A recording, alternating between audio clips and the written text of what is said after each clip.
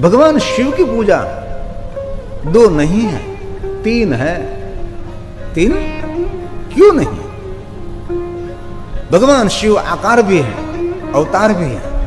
इसलिए आकार और अवतार के प्रतीक स्वरूप हम भगवान महादेव की मूर्ति की पूजा करते हैं, रूप की पूजा करते हैं। और भगवान शिव निराकार भी है। निराकार प्रतीक में हम भगवान महादेव के लिंग स्वरूप की पूजा करते हैं। भगवान शिव तो सकल भी है, निष्कल भी है, सगुण भी है, निर्गुण भी है, आकार भी है, निराकार भी है, ओमकार भी है। महात्माओं ने कहा ये बात सही है। ओमकार तो भगवान महादेव का नादलिंग है। इसीलिए तो मैं कहता हूं अवतार और आकार के प्रतीक में मूर्ति पूजा करते हैं, निराकार के प्रतीक स्वरूप हम शिवलिंग की पूजा करते हैं, लेकिन नाद के प्रतीक स्वरूप हम ओमकार का नाद करते हैं। ओम नादलिंगाय नमः, सूक्ष्म प्रणवलिंगाय नमः, स्थूल प्रणवलिंगाय नमः, ओमकार लिंगाय नमः।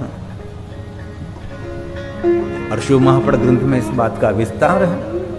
कभी आपके पास कोई पाषाण की मूर्ति न शिव की मिले, कोई धातु की मूर्ति आपके पास न हो, और कहीं भी आपके पास कहीं शिवलिंग भी नहीं है, तो ओमकार का नाद क्या है? वही शिव की पूजा है। शिव महापड़ ग्रंथ में उसका रहस्य दिखाया है। और कभी भी कहीं भी आप यात्रा में जा रहे हैं, आपके पास कोई पूजा नहीं, कोई मूर्ति लिंग स्वरूप नहीं है, तो ओमकार का नाद एक सबसे बड़ी शिव पूजा है, यही शिव साधना है। और हम जो गहराई से देखे हैं मेरे पुराण शास्त्रों को, तो हमारी परंपरा मूर्ति पूजक नहीं है। हम लोग, कई लोग कहते हैं कि मूर्ति पूजक है, हम मूर्ति पूजक नहीं है। मूर्ति तो हमारी भक्ति का प्रारंभ है। हमारे मन को एक स्थान पर स्थित करने के लिए हमने ऋषि मुनियों ने सुंदर दिखाया, महादेव ने स्वयं ने वो मार्गदर्शन किया है। हम निराकार के उपासक हैं, हम ओमकार के उपासक हैं। इसीलिए नादलिंगाय नमः, अकार लिंगाय नमः, उकार लिंगाय नमः, मकार लिंगाय नमः। योगी महापुरुष क्या करते हैं भाई? कोई मूर्ति की पूजा करते थे? योगी महापुरुष कोई शिवलिंग की, पाषाण के शिवलिंग की पूजा करते, धातु के लिंग की? योगी महापुरुष कभी कोई पुष्प भी नहीं तोड़ते। योगी महापुरुष कभी कोई वृक्ष का पर्ण भी नहीं तोड़ते हैं। तो कैसे शिव की साधना करते होगे? तो योगी महापुरुष पुष्प नहीं चढ़ाते, बिलोपत्र नहीं चढ़ाते, कोई पूजा की सामग्री भी नहीं रखते, तो योगी महापुरुष शिव तक कैसे पहुंचते हैं? तो उसका जवाब है षडक्षर स्तोत्र, पहली पंक्ति। ओंकार बिंदु संयुक्तम् नित्यं ध्यायन्ति योगिनः। नित्य ध्यान करते हैं, नित्य ध्यान करते हैं। और दुनिया में बहुत लोग ऐसे हैं, आपने भी बहुत पढ़ाई की होगी, ये हमारी मूल परंपरा है। और हमको भी कोई अनादर करेगा, आप लोग तो मूर्ति पूजक हैं। नहीं नहीं नहीं, मूर्ति तो हमारा द्वार है, हमारा प्रारंभ है।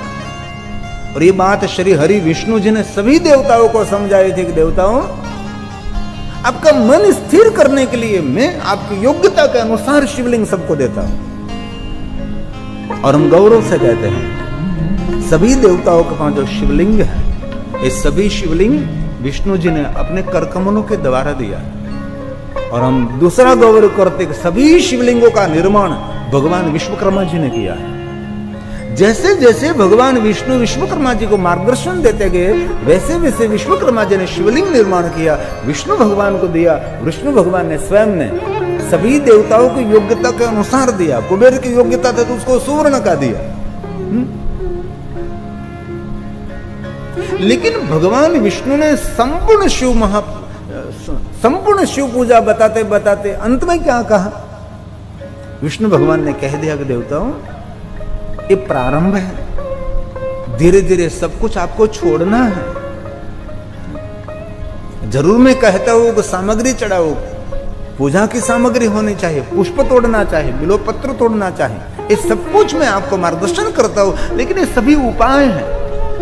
अंत में तो आपको ही निराकार के प्रतीक ओमकार के और आपको प्रयाण करना है। भगवान विष्णु ने देवताओं को ऐसा नहीं कहा कि निरंतर जीवन पर्यंत आप लिंग की पूजा करते रहो।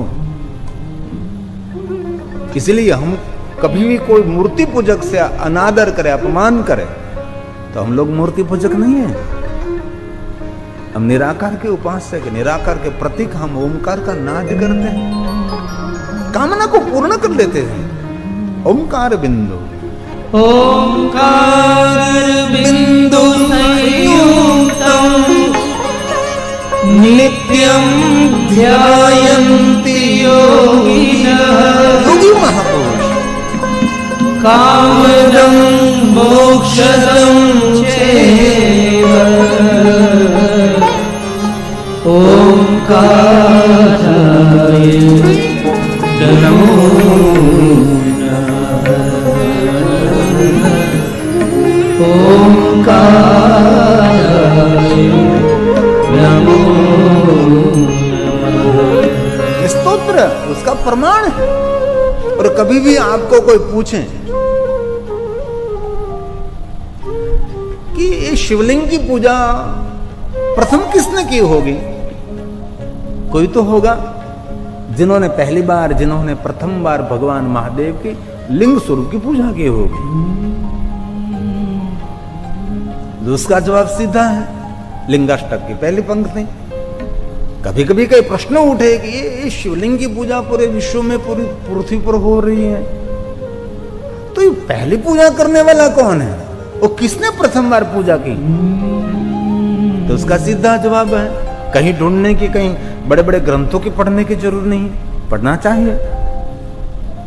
किसने पहली बार पूजा की होगी महादेव के निराकार लिंग स्वरूप की पूजा? तो कहाँ है? ब्रह्मा मुरारी सुरारी लिंगम। ब्रह्मा और मुरारी ने पहली बार महादेव की शिवलिंग की पूजा की, प्रथम बार। और प्रश्न उठेगा, पुष्प से पूजा की होगी, जल से पूजा की होगी, गंगा जल से, बहुत सारे पुष्प और पूजा की सामग्री से पूजा की होगी? नहीं। तो कैसे पूजा की होगी? तो लिंगाष्टक उसका प्रमाण है। निर्मल भाषित शोभित लिंगम। निर्मल भाव से, ये सबसे बड़ी शिव की पूजा है। निर्मल भाव, मन में एक भी मल नहीं रहा, सभी मलिनता को दूर करके भगवान महादेव का आराधन किया। हमने तो बहुत बार कथा में कहा है, सबसे बड़ी शिव पूजा क्या है? जरूर बिल्वपत्र चढ़ाना चाहिए, पुष्प चढ़ाना चाहिए, मेरा कोई खंडन विरोध नहीं है। लेकिन शिव महापुराण ग्रंथ में गहरे से देखे, आचार्यों से जो सीखे, तो कहते हैं कि सबसे बड़ी शिव पूजा उसको कही जाती है। जरूर गंगा जल, पंचामृत, दूध चढ़ाओ, बिल्वपत्र चढ़ाओ, पुष्प चढ़ाओ, भांति भांति के श्रृंगार करो, राजोपचार करो, षोडोपचार करो, पंचोपचार करो, एकोपचार करो, वैराग्य उपचार करो, बहुत सारी भगवान महादेव की पूजा करो। लेकिन सबसे बड़ी शिव पूजा उसको कही गई है जिसके हृदय में विश्व कल्याण का भाव प्रकट हो जाए, वो सबसे बड़ी शिव पूजा।